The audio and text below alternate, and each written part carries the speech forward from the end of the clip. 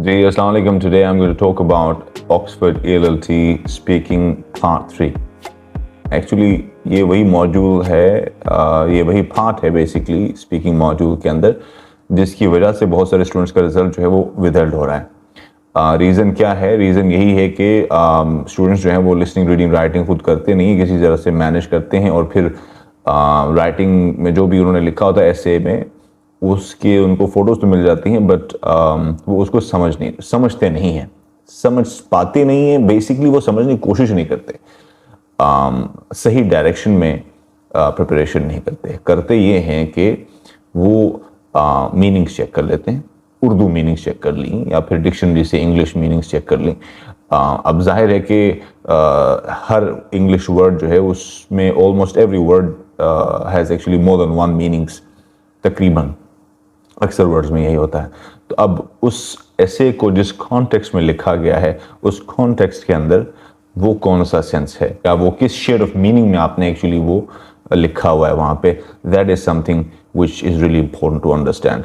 इस बात को समझे बगैर it is not possible to pass your Oxford ALLT test. Speaking test की तो खैर नहीं बात करें, मतलब ओवरऑल टेस्ट, क्योंकि स्पीकिंग के ऊपर ही बाकी सारे मॉड्यूल्स डिपेंड करते हैं. क्योंकि अगर आपकी स्पीकिंग में स्कोर कम आया तो ऑफ कोर्स फिर आपका रिजल्ट जो है वो रिलीज नहीं होता, विदहेल्ड ही हो जाता है. तो स्पीकिंग में जो पार्ट 3 है यहीं पे एक्चुअली एग्जामिनर को समझ आ जाती है कि LRW जो है वो आपने खुद किया है या नहीं किया. बेसिकली वो क्वेश्चंस तो जाहिर है कि राइटिंग के बारे में पूछते हैं, लेकिन फिर भी लिसनिंग और रीडिंग भी फिर उसी के अंदर फिर विदहेल्ड हो जाते हैं. अब बहुत सारी प्रॉब्लम्स में से एक प्रॉब्लम तो मैंने आपको बता दी कि वो कॉन्टेक्स्ट के हिसाब से जो मीनिंग है वो सेंस. तो एक तो मीनिंग की बात है. सेकेंडली जो इम्पोर्टेंट बात है वो है सेंटेंस को समझना. समटाइम्स एग्जामिनर एक सेंटेंस या फिर कोई क्लॉज या फ्रेज पढ़ लेता है आपके ऐसे के अंदर से. Normally it's from body paragraphs. तो बॉडी पैराग्राफ्स के अंदर से जब कोई सेंटेंस या क्लॉज या फ्रेज उसने पढ़ लिया which is not just one single word, तो जब वो पढ़ के वो आपसे पूछता है कि what do you mean by that, तो वो एक्चुअली आपसे उसका पस मंज़र पूछ रहा होता है, उसका कॉन्टेक्स्ट पूछ रहा होता है. तो आपने उसको उसी टॉपिक से रिलेट करके एक्सप्लेन करना है जिसमें पूछा गया. समटाइम्स कुछ सेंटेंसेस ऐसे होते हैं अगर आप उनको कॉन्टेक्स्ट से निकाल के देखते हैं तो उनका बिल्कुल ही कोई और सेंस बन जाता है, क्योंकि वो जनरली भी वो बातें दुनिया में आमतौर पे उस टॉपिक से हट के भी कही जा सकती हैं.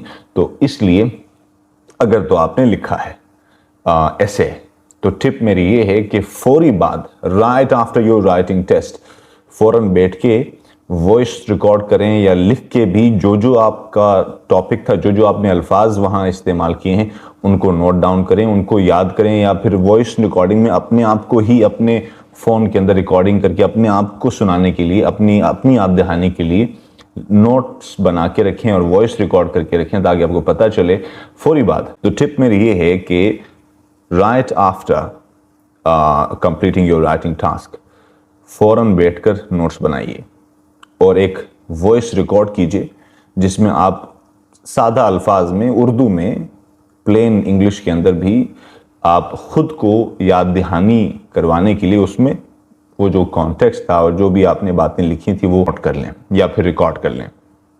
इससे ये होगा कि अगर स्पीकिंग आप 10 दिन बाद भी करने वाले हैं तो आप भूलेंगे नहीं. बहुत सारे स्टूडेंट्स जो हैं वो 10-12 दिन बाद स्पीकिंग का टेस्ट कर रहे होते हैं क्योंकि उनको ज़ाहिर प्रिपरेशन के लिए टाइम चाहिए होता है. तो उस दौरान फिर वो भूल जाते हैं कि उन्होंने क्या लिखा था, या ना उनको सवाल याद रहता है और ना ही जवाब.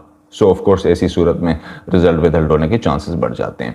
बहुत सारे ऐसे स्टूडेंट्स भी हैं जिन्होंने आके मुझे बताया कि उन्होंने टेस्ट स्पीकिंग का जब हुआ, एग्जामिनर ने पूछा ऐसे के बारे में, उन्होंने कहा कि मुझे अच्छे से तो याद नहीं है, बट आई वेगली रिमेंबर. अब वेगली रिमेंबर क्या चीज़ है? You should remember each and everything. आपने लिखा है, आपका टॉपिक है, जब आपको पता है कि it's part of your exam, तो इट्स योर ड्यूटी कि आप उसके नोट्स बना के रखें और बात भूलें नहीं. वरना तो आप कह सकते हैं कि 12 दिन पहले जो मैंने इंग्लिश लिखी थी वो मैं भूल चुका हूँ, लिहाजा मुझसे मीनिंग्स ने पूछी, but it's part of the exam, it's part and parcel. तो आपको करना पड़ेगा.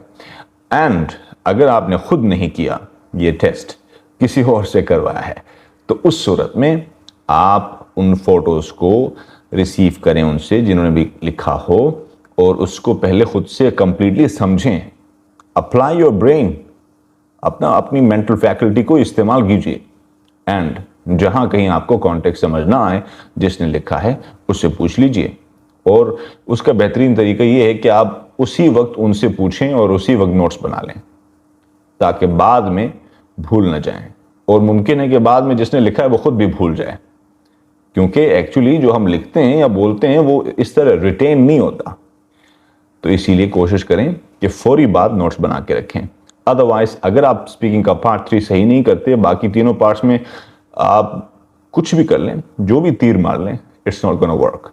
So the most important part in Oxford ELT test is part 3 in speaking module. So for further help, you can join us at Peace Hall Franca, top floor, Midway Centrum, 6th Road Choke, Murray Road, Rawalpindi. Thank you very much. Bye-bye for now.